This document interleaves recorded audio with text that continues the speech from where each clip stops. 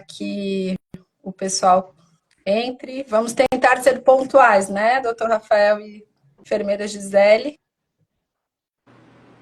Dá uns minutinhos de Combinado. tolerância.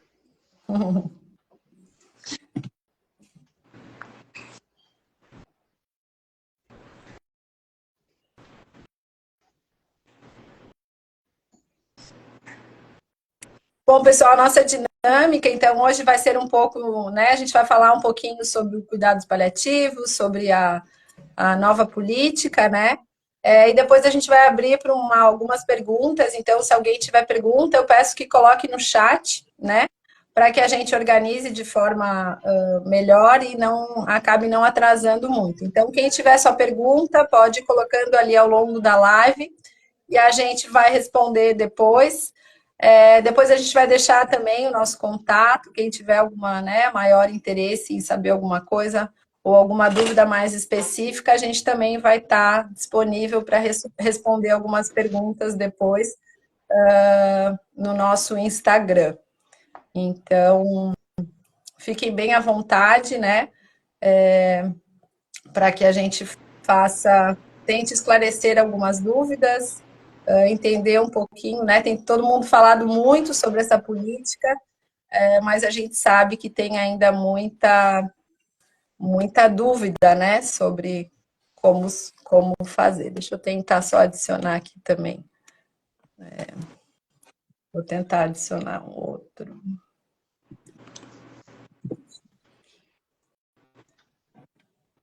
Juliana também entrou, Tamara.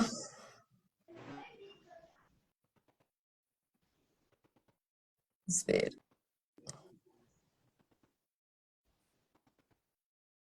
Ana Cláudia, Fabiano. Mais 2 minutinhos a gente entra. E começamos as nossas explanações. Vou aproveitar e fazer aqui um merchan, né, da medicina paliativa. Temos trabalhado com uma equipe muito especial, né, fazendo conferências familiares, atendimentos em consultório, atendimentos domiciliares. Temos uma equipe multiprofissional, então temos o doutor Rafael, doutora Ana Carolina, doutora Gisele, né, enfermeira Gisele, temos fono, físio, psicólogos que trabalham com a gente, nutri, né? Então é uma equipe muito especial que vem trabalhado arduamente no sentido de obter conhecimentos em cuidados paliativos, né? Fazer um trabalho de bastante cuidado, né, compaixão. Eu acho que esse é o objetivo da empresa, né, cuidar. E então a gente tem feito atendimentos bastante específicos, né, mas assim com um carinho muito especial, e tem sido um trabalho muito bonito, muito gratificante, né? A gente tem recebido feedbacks muito importantes. Temos trabalhado com cursos também, que depois a gente vai falar um pouquinho. Então, a gente convida vocês a participar, né, a seguir a gente ali no Instagram, e conhecer um pouquinho o nosso trabalho. E também, depois, se alguém tiver alguma dúvida, a gente fica à disposição. Eu acho que a gente pode começar, né, doutor Rafael? O que tu achas? Podemos sim. Enfermeira Gisele? Sim, vamos sim, com certeza. Pode ser? Então, tá, oficialmente, então, boa noite para todos, né? Sejam todos muito bem-vindos. Hoje a gente vai falar um pouquinho sobre a Política Nacional de Cuidados Paliativos, né? A tão falada PNC, que foi instituída pelo Ministério da Saúde, né? Então, na esfera federal, através da portaria GMMS 3681, de 7 de maio de 2024. Então, é uma portaria bastante recente, né? Que tem sido bastante abordada, e muita gente tem perguntado para a gente, ok, que legal, foi feita, mas o que muda, né? O primeiro ponto é que é um grande avanço, né, para toda a nossa sociedade, para cuidados paliativos, que a gente ainda enfrenta hoje um grande preconceito, né, da sociedade sobre o que é cuidado paliativo. Paliativo significa não fazer mais nada, né? Então, uma também das diretrizes da própria política nacional é desmistificar isso, né? Então, a gente tem visto assim uma portaria muito bem feita, né? Com um objetivo muito nobre. E então hoje a gente vai explicar um pouquinho sobre isso.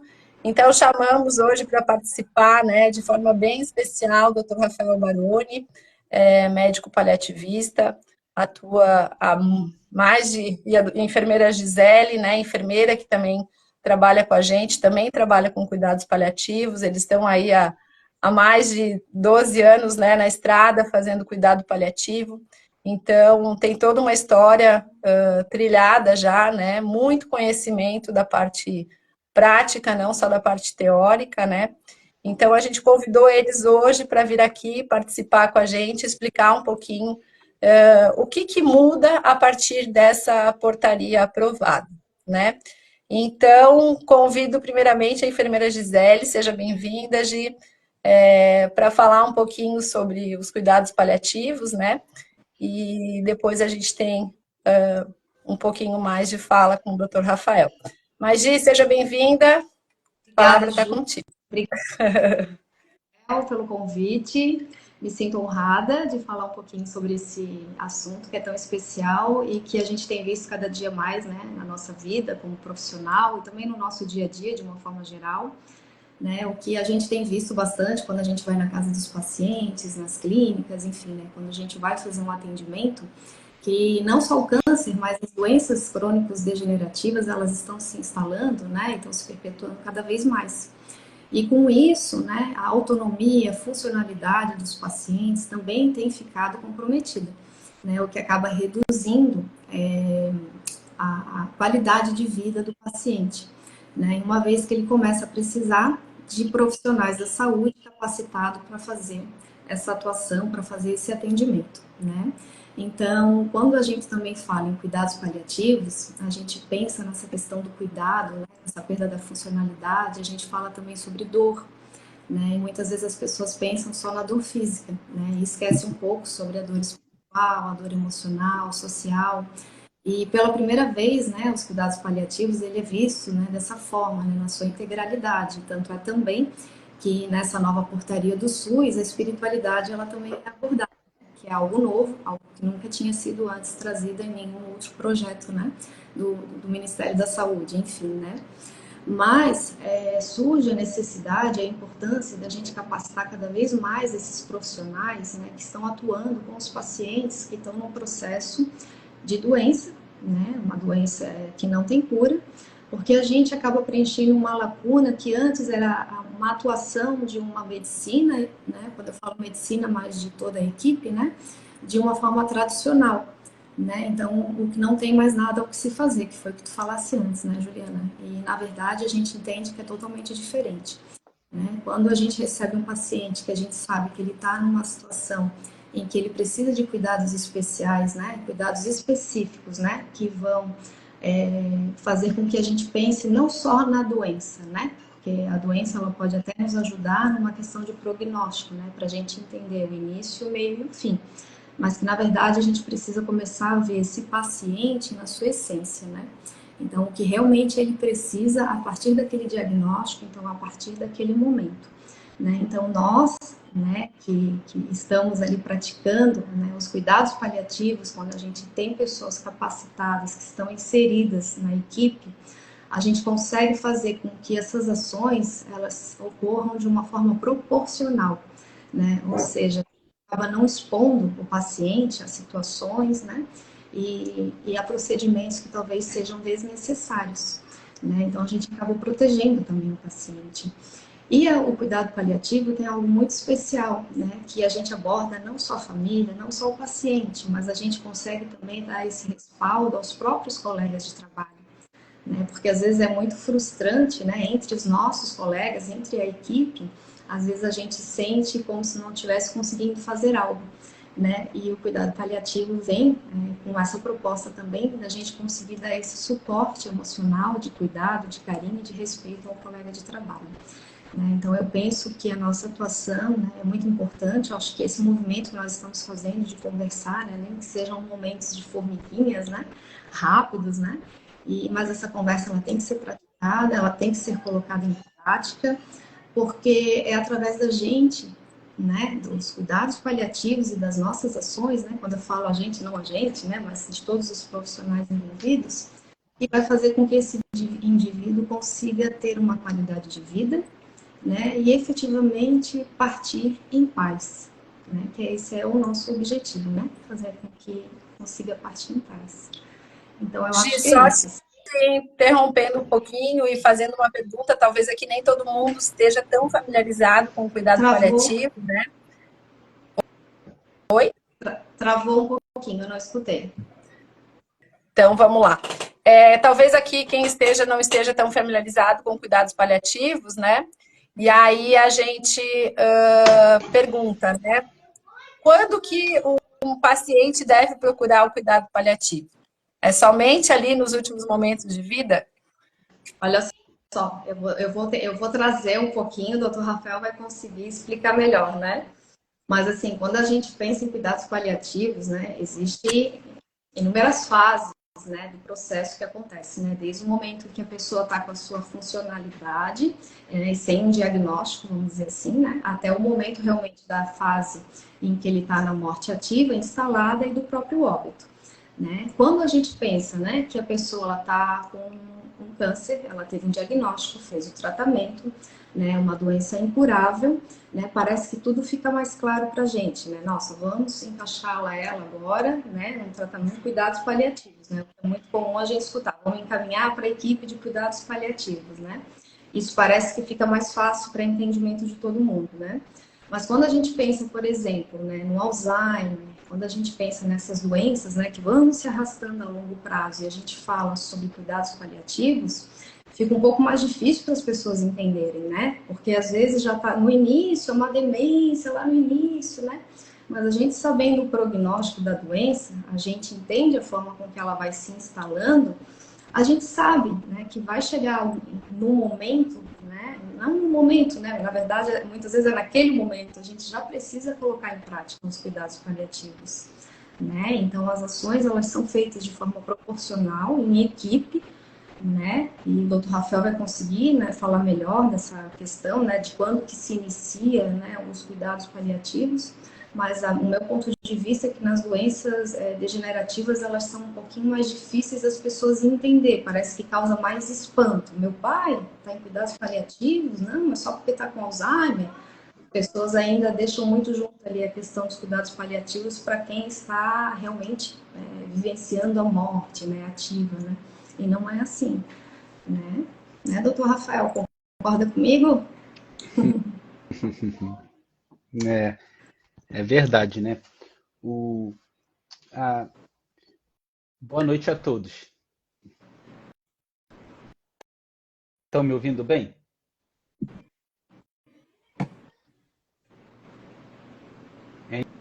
E Ju, tá me ouvindo?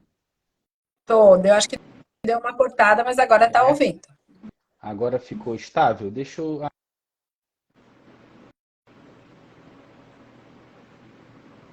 Eu tô bem agora? Meu áudio melhorou?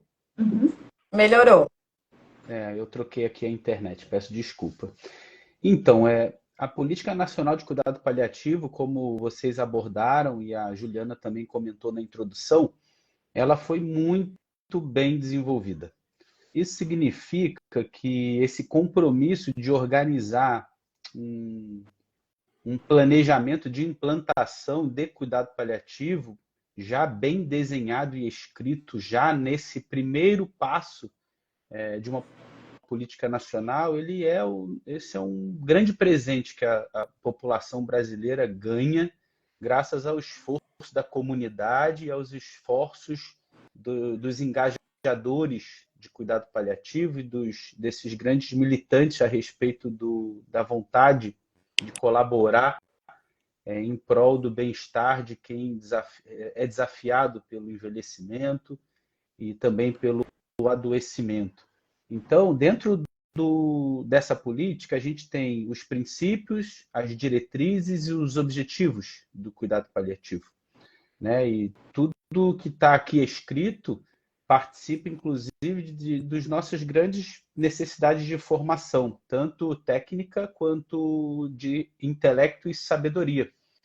Porque para que a gente possa não apenas controlar o sofrimento humano na sua esfera física, a gente tem que ter uma habilidade pessoal para conseguir exercer a compaixão como deve ser feita, e esse treinamento ele dura muito tempo, ele demora demais e ele não acaba nunca.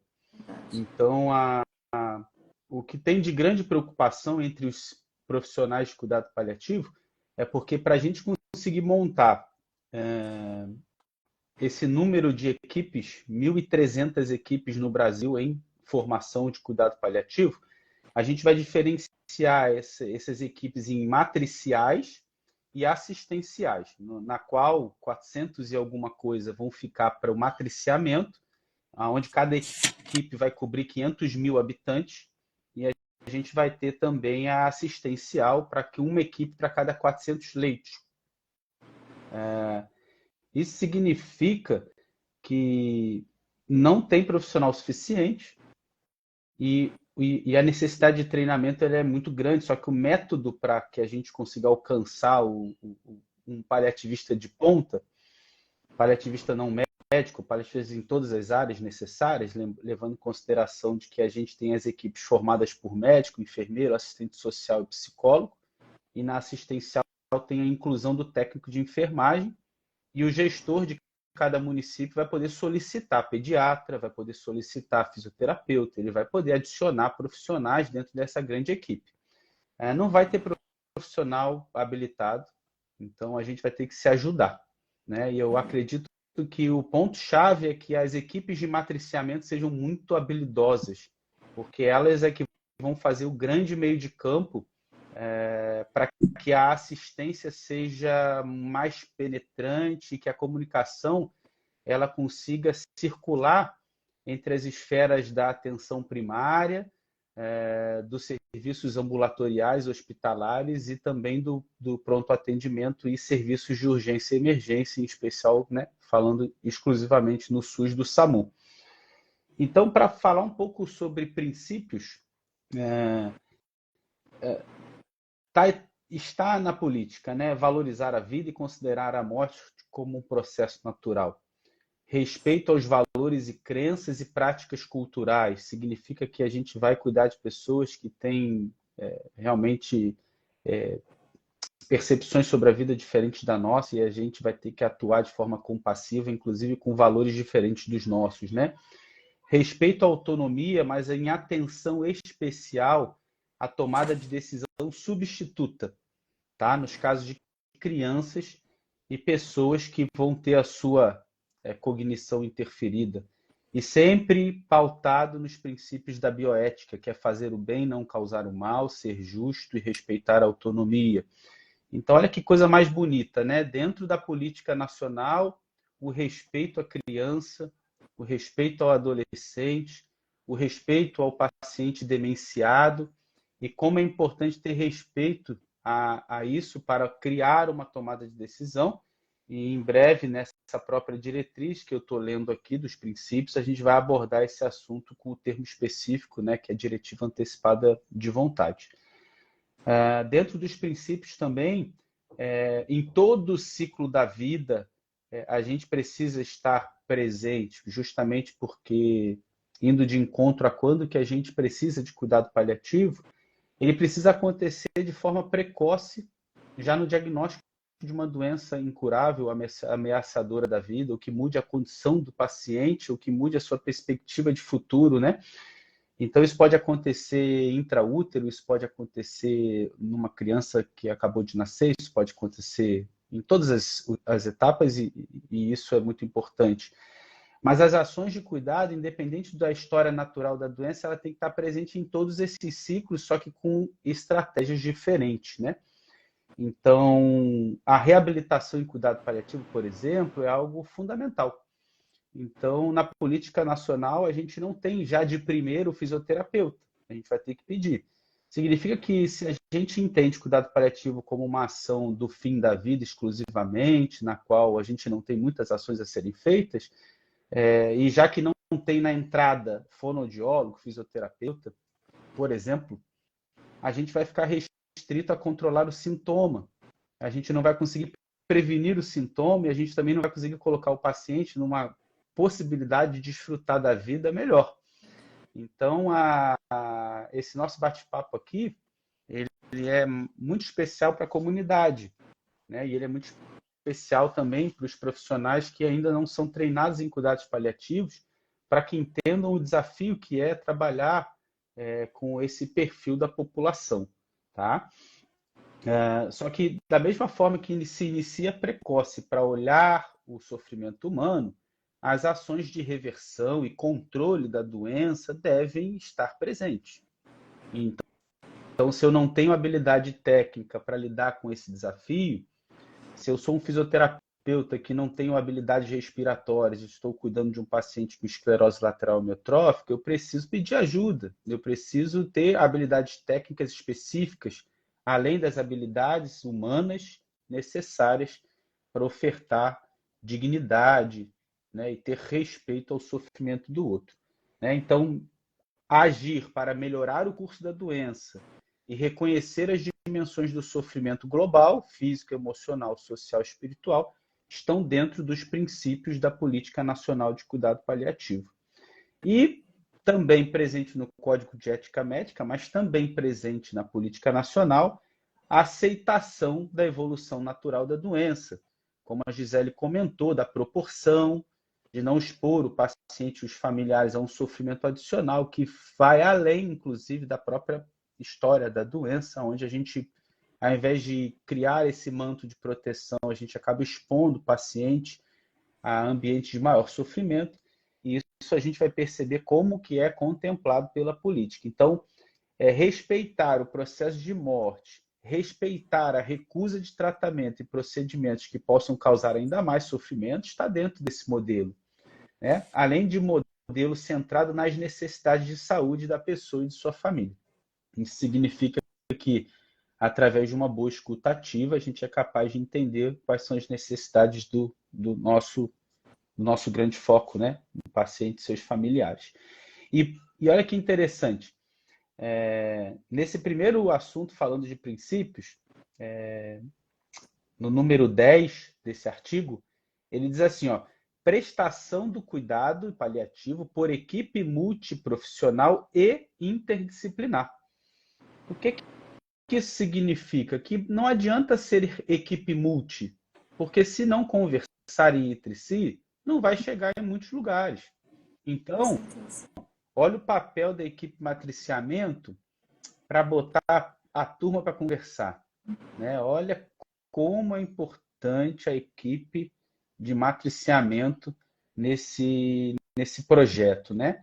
E, além disso, a gente tem que desenvolver habilidades para comunicação sensível e empática com respeito à verdade e à honestidade em todas essas questões que envolvem o indivíduo, né? Onde a gente vai ter família, cuidador, profissional de saúde. Então, veja como é especial reconhecer que nós somos, sim, seres humanos frágeis para lidar com alguns tipos de dores, né? E de que um vai precisar cuidar do outro. Então, é bacana ter essa humildade e entender que nós estamos em formação sempre, né? Você comentou, o Baroni está há muito tempo em cuidado paliativo, a Gisele também está, né? Mas a gente não para de refletir sobre a vida e o respeito que devemos ter ao processo de morte de cada indivíduo. Porque, realmente, dentro disso, o nosso papel como formador de opinião é dizer às pessoas terem respeito à morte. Ela não é banalizável, né? E morte não é bonito, né? A gente não tem que vangloriar esse processo. Ele é gigantescamente um grande aprendizado. Ele sim nos ajuda a ter a capacidade de ser resiliente e ressignificar a vida, mas ele precisa de muito respeito. Então, profissionais de cuidado paliativo têm que ter sempre muita humildade, né? Mesmo que eles se sintam os dominadores do controle do sintoma, quem entende sobre sofrimento humano é quem sofre. Então, é sim o paciente que entende sobre o sofrimento dele, é sim o familiar que está ali de noite, na madrugada, na labuta, é ele que sabe o que é. Né? Nós, da saúde, a gente é muito pequeno, né? O número de atendimentos que a gente realiza são grandes e são totalmente diferentes uns dos outros. Então, que a gente mantenha sempre esse respeito, né, a esse processo. E aí, no último ponto do princípio da política, ele fala assim, observância à diretiva antecipada de vontade. Então, a comunidade conversar sobre morte de forma honesta e clara abrem janelas de comunicação para que a gente possa falar de diretiva antecipada de vontade. Por quê? Porque se a gente precisa ter uma política que integre a atenção primária, que integre a rede hospitalar, que integre o hospital-dia e que tenha integração com os serviços de urgência e emergência, e por que isso? Porque o paciente em cuidado paliativo não tem hora para sofrer. Ele pode sofrer a qualquer hora, inclusive de madrugada. Então, se o sistema de saúde, se o colega que for receber, a atender às necessidades do paciente, e a gente não estiver preparado o meio de campo para ele, ele vai se ver em apuros, e aí ele vai demorar a decidir sobre como controlar o sintoma desse paciente e pode tomar decisões equivocadas. Então, buscar diretiva antecipada de vontade, falar de forma leve sobre esse assunto, pode construir uma grande estratégia de comunicação com os serviços de urgências e emergências, para que eles possam sim fazer o trabalho deles de forma adequada, reverter o que é reversível e saber e terem a capacidade de se comunicar de forma humanizada e empática, para que não fique também aquela percepção de que, poxa, o médico da emergência nem me conhecia, me perguntou sobre coisas como não intuba, como não passa sonda, ou seja, né, a gente brinca, é a medicina paliativa do não, né? Poxa, já basta o não da doença, né? Já basta o não das perdas, por que não no fim da vida receber sim, né? É bem melhor. Então, que a gente possa deixar o ambiente preparado para que os colegas que vão ver uma foto do cenário possam entender o vídeo da história e que a gente possa ajudá-los a lidar com esse desafio. Por isso a importância dos especialistas de cuidado paliativo, ajudar a comunidade, ajudar as famílias, e o nosso movimento agora ele tem que ser acelerado, porque a política está aí. Então a gente tem que sim fazer bem feito. E aí quando fala de dimensões do sofrimento, ele inclusive descreve dentro da política, né, a dimensão do sofrimento físico compreende as ações de tratamento e gerenciamento dos sintomas como dor, dispneia, desconforto e náusea, por meio de medicamentos em tempo oportuno e dosagem adequada. Olha que interessante. Tempo oportuno, né? A gente consegue ficar quanto tempo em falta de ar? Não dá para ficar muito tempo. Significa que se a gente não tiver medicação, se a gente não tiver como se antecipar para o desafio, a gente vai deixar o paciente muito tempo em sofrimento, né? Então, mesmo que a gente tenha serviços de urgência e emergência, disponibilidade de leito, a gente sabe que isso não é uma realidade, mas a gente vai ter demora da assistência. Então, a antecipação vai ser fundamental. Volto a falar, em especial para a equipe de matriciamento, eu vou dizer o que eles fazem, né? Na esfera psicoemocional, esse suporte ele pode ser feito tanto pela equipe através das suas ações, mas em especial por equipe especializada, é o psicólogo, né? À toa que ele está dentro da equipe básica, né? E se necessário, a gente tem que ter interconsulta com a psiquiatria, sim, porque é um ponto importante, né? Do ponto de vista espiritual, está mencionado escuta competente e sensível que facilite discussões sobre as questões da espiritualidade e da existência. Porque sofrimento existencial, quem trabalha com cuidado paliativo sabe como é difícil. Quem não trabalha com cuidado paliativo talvez já tenha visto um paciente em sofrimento existencial, mas talvez não soubesse dizer esse nome, né? Talvez tenha dito que o paciente desistiu, né? Mas sofrimento existencial é algo de alta complexidade e tem que ser visto de forma multiprofissional. Então, também é algo muito difícil, né? Continua sendo difícil para mim mesmo há bastante tempo. Então, que a gente mantenha essa humildade de poder respeitar as pessoas em sofrimento existencial e saber como ajudá-las dessa forma, né? E das questões sociais também escrito, compreende ações para preservar a inserção e o convívio social da pessoa. Então, acessibilidade, né? Disponibilidade de tempo, né? Comunidade capaz de lidar com algumas alterações, inclusive de deformidade, que algumas doenças em cuidado paliativo geram, né? Porque o paciente que está em cuidado paliativo, que por vezes se isola, ele às vezes se isola de uma sociedade que olha com ele com um olhar de pena. Ele não vai sair de casa. Ele não vai sair de casa. Entende? Então, são pontos muito bem escritos dentro de um documento público que, olha, eu leio bastante, busco bastante conhecimento em livros de cuidado paliativo. Então, a gente está de parabéns, né? E aí, quando fala da diretiva antecipada de vontade, ele, inclusive, faz um parágrafo extra, né? Que é o testamento vital, para que a gente possa, então, fazer essas antecipações do cuidado. Então, lapidado o que a gente falou, que seria os princípios, a gente tem as diretrizes da Política Nacional de Cuidado Paliativo, tá? Que seria ampliar os cuidados para acesso universal em todos os pontos de atenção da rede, com equidade, integralidade, qualidade assistencial e humanização no atendimento. Então, olha que difícil que é fazer isso tudo, né? Promover um processo de regionalização dos serviços, né? E fazer uma regulação assistencial que seja transparente, com bases clínicas e estratificação de prioridade, né?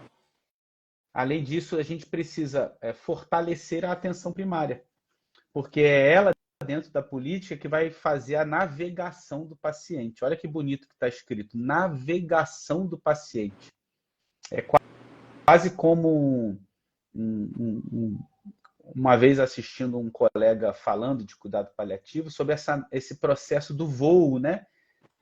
O voo vai ser turbulento? Não vai ser turbulento?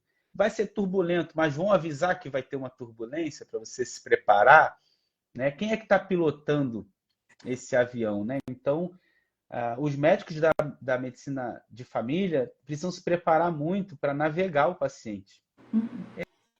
É difícil pra caramba navegar o paciente em cuidado paliativo. É muito difícil, né? Então, veja a responsabilidade, né? E a gente precisa ainda, dentro das diretrizes, estimular ações de sensibilização para toda a rede de assistência, né? Inclusive uso racional de opioide, porque senão as pessoas rotulam cuidado paliativo, uso de opioide, aí prescrevem uma dose alta de morfina e a família não entende, fica confusa. E aí começa a ter a sensação de que, né, a morfina, inclusive, acelerou o tempo o processo ativo de morte. Um exemplo. Ou deixou meu paciente num estado de zumbi, né? Tudo por quê? Porque usou a dose errada. Não entendeu, teve coragem de usar o analgésico forte, mas esqueceu de titular para o indivíduo que está à frente dele. Então, olha quanta coisa importante que também está escrito, né? E além de fomentar essa continuidade da assistência com estruturação dos fluxos. Porque se não tiver continuidade de assistência, deu 10 da noite, ninguém atendeu o telefone, o paciente vai para a emergência. Pois é. Não tem jeito, né? Então, e olha que outro ponto importante. Fomentar o autocuidado apoiado. Autocuidado, né? Como esse é um ponto importante. Só que ele fala também prevenção de doença, bem como diagnóstico precoce e tratamento modificador de doença.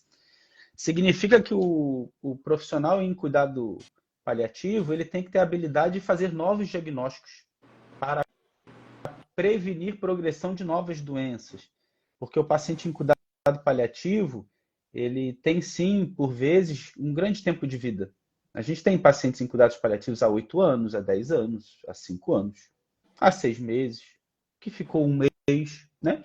Significa que novos diagnósticos acontecem. O paciente com doença de Alzheimer, com diagnóstico de neoplasia primária de intestino, e já vi muitas vezes, né? Então, vai mudar a trajetória, a abordagem, tudo isso é muito importante. E está escrito também, né? A gente precisa fazer estímulo à prática de gestão e processos de trabalho, é muito importante. Agora, estimular o uso de soluções em telesaúde, para que essa continuidade do cuidado seja eficiente para, olha o que está escrito, para evitar os deslocamentos e procedimentos desnecessários ao paciente. E aí eu estava dando uma olhada hoje na Secretaria de Saúde, no site, para olhar um pouquinho de estatística. Vocês sabiam que de 2013 até 2023, a maior causa de internação hospitalar em Florianópolis era motivada por doença oncológica? Doença oncológica. Quando eu trabalhava num serviço de pacientes oncológicos, uma das principais causas de admissão era dor.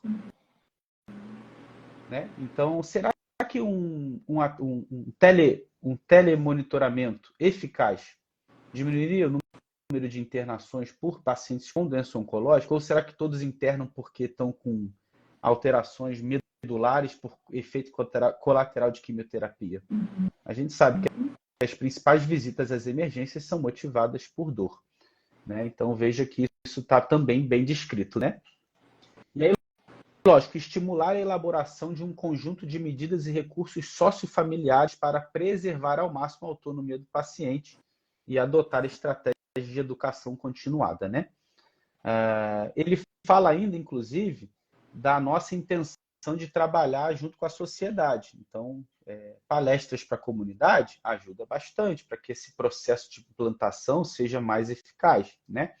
Inclusive, incentivo à formação de comunidade compassiva. É grande, né? E ainda pede para que a gente seja capaz, inclusive, de respeitar as diversidades socioculturais e saber enfrentar o racismo. Então, olha a profundidade que é, porque olha a posição que nós, em cuidado paliativos, estamos, né? A gente está à frente das diversidades socioculturais. E a gente vai estar na intimidade desse indivíduo, né?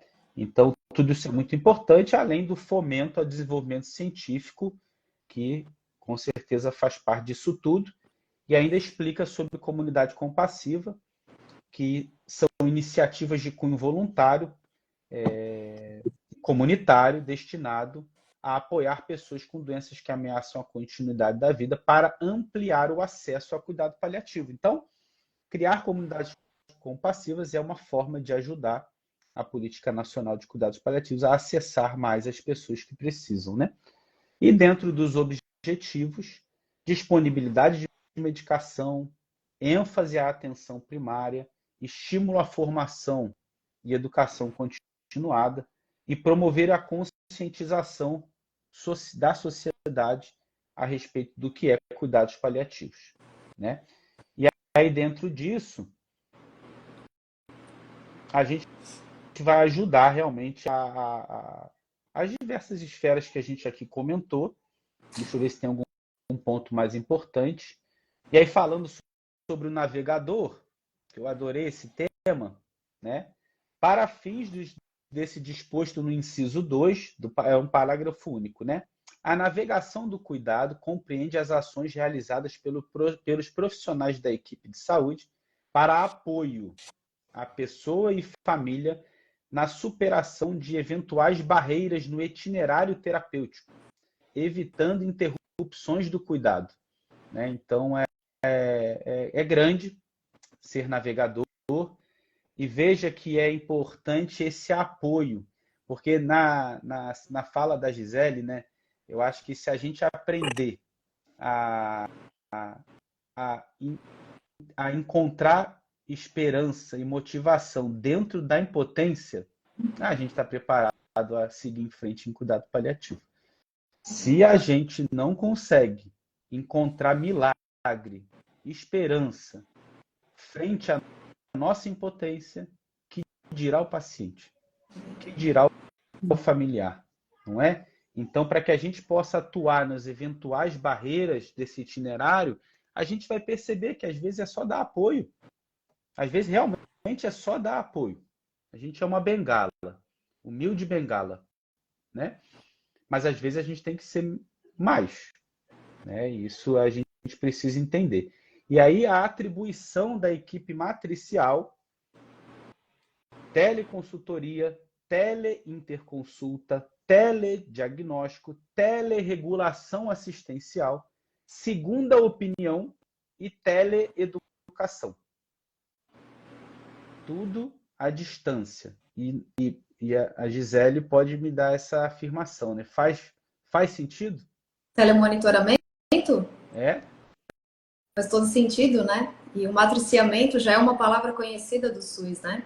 Eles já Exato. utilizam a palavra, né? Quando eles falam sobre especialidades, né? Então, por exemplo, a psiquiatria, a gente não vai encontrar um psiquiatra em cada posto de saúde, em cada centro de saúde, né? Então, geralmente é um psiquiatra que faz o matriciamento aos médicos, aos clínicos gerais que estão no centro da saúde, no centro de saúde, né? E é o que a política traz agora para a gente, né? Equipes especializadas que vão estar aí fazendo, não sei se a palavra certa seria gestão, né? Mas que estaria de uma forma dentro mesmo do próprio assunto, né? Do que as equipes que estão ali na linha de frente vai trazer para que eles consigam receber essas orientações, porque de fato não vai conseguir ter uma equipe, né? Para suprir todas as demandas. E, inclusive porque existem populações que também não estão em áreas urbanas, né? Então, existe local bem difícil de acessar, né? Inclusive para um hospital, né? Então, esse matriciamento não vem nem só para gente que está em uma boa localização, onde tem uma grande população, mas também para aqueles que estão muito distantes, né? E o monitoramento, né? Claro, né? O monitoramento é através de telefone, através das teleconsultas, é de suma importância, a gente tem feito, a gente tem visto cada vez mais isso no nosso dia a dia. Então, com certeza, diante de um desafio e de um trabalho tão grande, né, que está aí pela frente, né, com toda essa proporcionalidade, com toda essa proporção, né, que vai atingir essa nova política. Então, o monitoramento, sim, é muito importante e a gente consegue, né, acompanhar, orientar, né, envolver as pessoas, né, fazer alinhamento, né, através dos grupos de WhatsApp mesmo, né, que hoje em dia se constitui uma ferramenta muito importante de trabalho, né. A gente consegue gerenciar, né, muitas coisas, às vezes 90%, né, de tudo que a gente faz é através do WhatsApp, alinhando informações, enfim. Então, é uma tarefa grande que a gente tem por aí pela frente, né, com essa nova política, tudo está para ser estruturado ainda, né, tem coisas a serem escritas, né, logística, né, como toda política no início, né, todas as ações que precisam ser feitas no início, precisa ter as pessoas que dão ali o primeiro passo, né, mas está muito bem escrita, sim, né, e diante do que a gente pratica e diante da nossa realidade que a gente tem vivido, né, eu falando como enfermeira, né, trabalhando há 5 anos com o Dr. Rafael, né, junto com a medicina paliativa também, né, quando a gente faz nosso atendimento no domicílio, a gente vê que vai de encontro, né, eles falam de uma forma ampla, né, nessa política eles falam de uma forma ampla, mas a gente consegue encaixar em várias situações que acontecem no nosso dia a dia, né, que a gente pensa assim, aquele parágrafo ali da política, eles estão querendo falar sobre isso aqui que está acontecendo.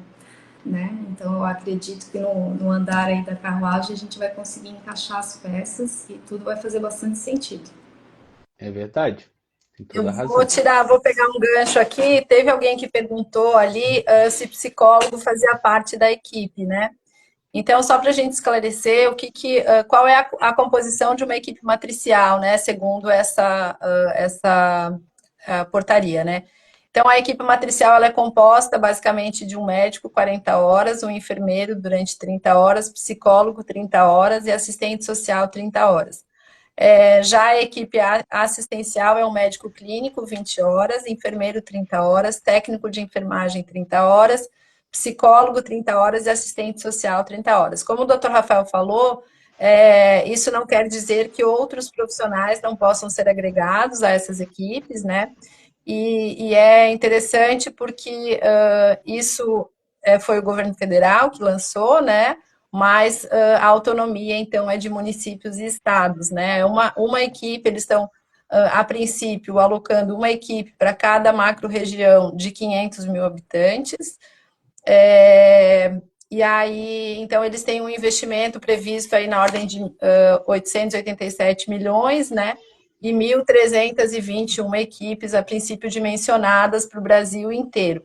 Então, ainda é um número que, é claro, não vai atender toda a população, né? Se a gente pegar, são 625 mil brasileiros que hoje estima-se que precisam de cuidados paliativos, né?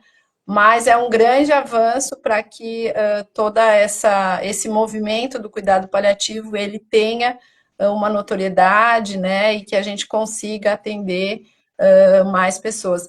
Eu vou só interromper um pouquinho o Dr. Rafael, só falar um pouquinho dos números, né? Eu adoro números, para quem me conhece sabe, né? A gente teve um grande avanço de 2018 até 2022, que os dados que a gente tem do Atlas, né, de cuidados paliativos. Então, no número de serviços de cuidados paliativos, isso mesmo antes da portaria, a gente já tinha vindo com um aumento, então a gente teve 32% do aumento de serviços em cuidados paliativos, né? E, surpreendentemente, a maioria desses serviços são pelo SUS, né? Então, hoje, 52% desses serviços institucionalizados de cuidados paliativos são do SUS, né? Apenas 15% são privados. Então, o SUS ele já vinha trazendo esse movimento, né? Já vinha fazendo através de inúmeras instituições e a gente vê que o cuidado paliativo tem muitos militantes, né? Que brigam pela causa, que fazem voluntariado, né? Mas o SUS ainda é tem um grande papel nesse cuidados paliativos, né? E lembrando que hoje 75% da população do Brasil depende ainda do SUS, né? Não tem. Então a gente tem uma grande população aí que precisa ser atendida, né? Então isso também vem ao encontro dessa necessidade. Que bom, né? Que hoje a gente tem uma verba, né, que a gente tem possibilidade de atender, já que tanta gente, né, 625 mil pessoas que estima-se, né, que a gente sabe que isso é muito maior, né, então é muito importante, por isso que a gente fica feliz, e também essa questão da portaria colocar essa necessidade da gente informar e educar a comunidade, né, para isso. Então, a gente tem todas as esferas envolvidas, desde da família, da comunidade, né, do paciente, dos profissionais. Então, isso é muito importante, porque não fica uma política voltada apenas para os profissionais, se a gente não tem o acolhimento ou a aceitação da família para esse tipo de cuidado. Isso mesmo. Ju, mas olha, para mim, eu penso que a gente conseguiu abordar bastante os pontos principais da política, que, ao meu ver, eram esses, né?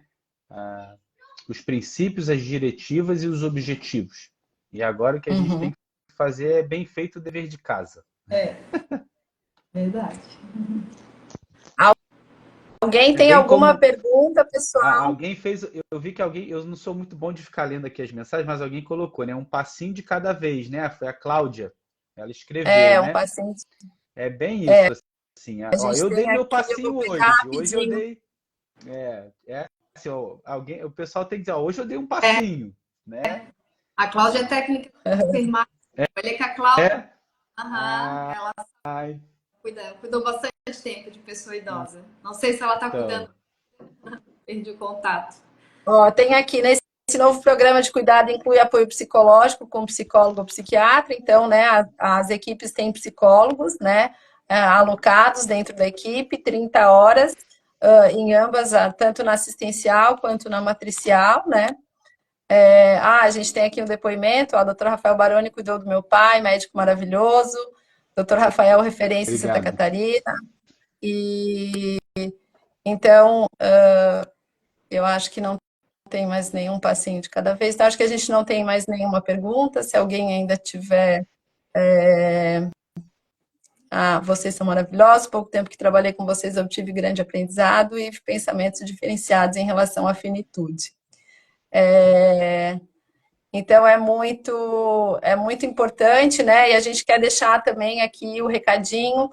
A gente fez recentemente uma jornada de aprimoramento em cuidados paliativos, né? Onde a gente teve um conteúdo técnico e um conteúdo prático. Foram 6 encontros. E agora a gente está lançando, então, essa semana, a segunda jornada, né? Dessa vez com 8 encontros presenciais, são 8 manhãs, onde a gente tem toda uma equipe que vai dar aulas, né? E o mais legal é que a gente acaba estudando vários casos clínicos, né? Vendo ali no dia a dia, ele acontece dentro do residencial Terça da Serra, então a gente tem a oportunidade também de ver na prática algumas coisas. Nessa jornada a gente vai estar direcionada à equipe multiprofissional, então médicos, fisioterapeutas, nutricionistas, assistentes sociais, fonoaudiólogos, né? Então fiquem aí atentos, a gente deve divulgar nos próximos dias aí, começa no dia 4 de setembro, né? Então já vem de encontro a essa política que a gente visa também formar, né, pessoas em cuidados paliativos, disseminar esse conhecimento, né, e que a gente consiga que essa política, além de ter uma bela escrita, né, que a gente consiga atuar de forma muito eficiente, né, na prática, e que a gente tenha profissionais, primeiramente, né, muito humanos. Não adianta a gente trabalhar com cuidados paliativos se você não é muito humano, né? Então, fica o convite aí para vocês, quem tiver interesse, depois entrar em contato. E, como eu falei, a gente vai deixar os nossos contatos. Aqui, ó, tem uma pergunta. Qual o papel do gerontólogo nos cuidados paliativos? Doutor Rafael quer falar? Então, né, o envelhecimento humano, ele é cheio de nuances, né? O envelhecimento propriamente dito, como o envelhecimento adicionado de doença, né? O acúmulo de comorbidades crônicas, né? Ou a própria dificuldade que se tem sobre uma inclusão na sociedade. Então, veja quanto sofrimento se tem dentro desse papel, desse ambiente da gerontologia. Puxa, o lidar com o idoso, dá para numerar aqui diversas possibilidades de sofrimento global, né? Desde a osteoartrose causando dor no joelho ou no quadril, né? Desde a dificuldade de engolir os múltiplos remédios, por vezes, de doenças crônicas e o envelhecimento da musculatura desencadeando alterações de deglutição, né? Reduções da massa magra, com sarcopenia aumentando o risco de queda, desde o desafio que é saber como vai ser depois, né? Quando eu estiver no meu processo de fim de vida, será que existe algo depois da morte, né? Uma esfera espiritual, meu filho que não me visita mais. Então, no envelhecimento humano tá cheio, é um prato cheio, né, para conversar sobre estratégias de cuidado paliativo. O que a gente tem que ter em mente é sobre a definição do cuidado paliativo, né? Na diretiva, aqui dentro desse documento, ele coloca, né? Ele não usa a definição da Organização Mundial de Saúde, mas ele diz assim, ó, compreende-se como cuidado paliativo as ações e serviços de saúde para alívio da dor, do sofrimento e de outros sintomas em pessoas que enfrentam doenças ou outras condições de saúde que ameaçam ou limitam a continuidade da vida, abrangindo uma abordagem de tratamento e prevenção que é destinado tanto à pessoa quanto aos seus familiares e aos seus cuidadores. Então, se a gente pegar isso e lembrar de tudo que a gente falou nesse bate-papo, a gente tem bastante dever de casa para fazer. A gente tem aqui que também, né, a Jussara comentou sobre o livro A Morte é um Dia que Vale a Pena Viver, né? A Ana Cláudia Quintana Arantes é uma grande batalhadora do cuidados paliativos, né? Ela tem 3 livros publicados, então realmente é um livro maravilhoso, mesmo para quem não quer saber sobre cuidados paliativos, mas quer saber sobre a vida, né? É uma leitura bem recomendada.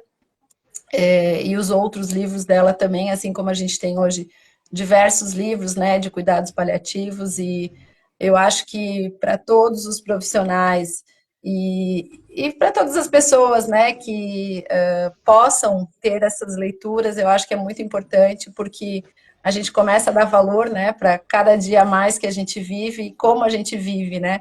Então, por que que a gente quer viver bem quando a gente está saudável e quer viver mal quando a gente não está, né?